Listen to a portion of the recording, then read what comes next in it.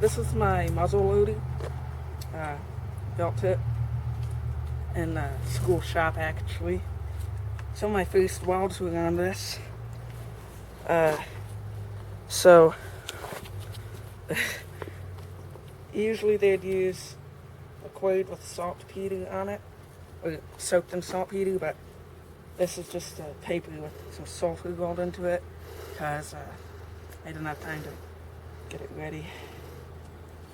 The powder pan, there's powder, and there's a little hole. I have a 2-inch breech welded in, it's pinned, so, but I'm still not, I just still don't feel safe with it, so I just have 50 grains of powder in it.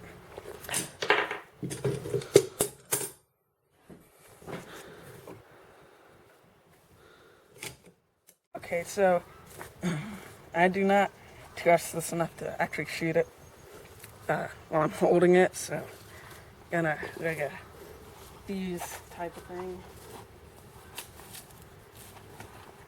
I'll edit this out,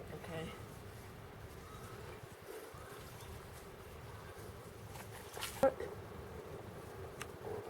No, this sucks. You know, this is why they have these things called tripods. No, it's still going.